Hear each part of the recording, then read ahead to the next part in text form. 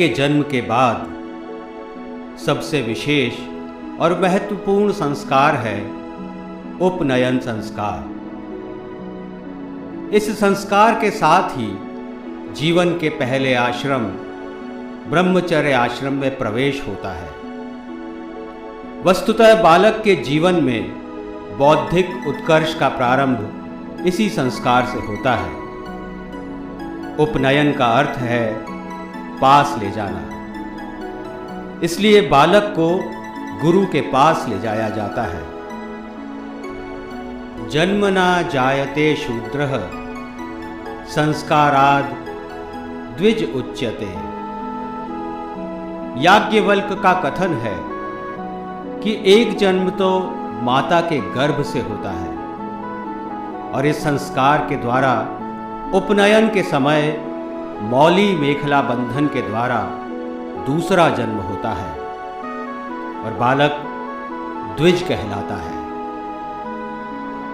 इस संस्कार के अंतर्गत बालक को मेखला, दंड, मृग चर्म आदि से मंडित कर गुरु के पास ले जाया जाता है।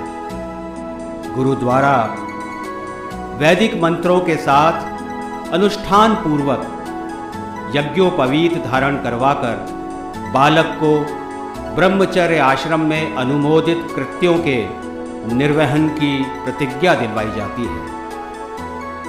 इस संस्कार में 3 धागों वाली जनेऊ पहनाई जाती है।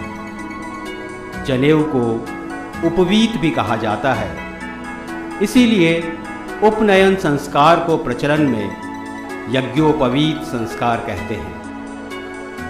यज्ञोपवीतम परमम पवित्रम। बिना उपनयन संस्कार के द्विज को किसी भी अनुष्ठेय कर्म को करने का अधिकार नहीं होता। नायस्मिन् युज्यते कर्म किंचि दामोंजी बंधनात्। मूलतः ब्रह्मचर्यादि व्रतों के पालन, त्याग, तपस्या और कठिन अध्यवसाय के साथ नियमबद्ध रूप से जीवन व्यतीत करने की उदात्त भावनाओं को गुरु के सानिध्य में रहकर सीखने के संस्कार का नाम ही उपनयन संस्कार है।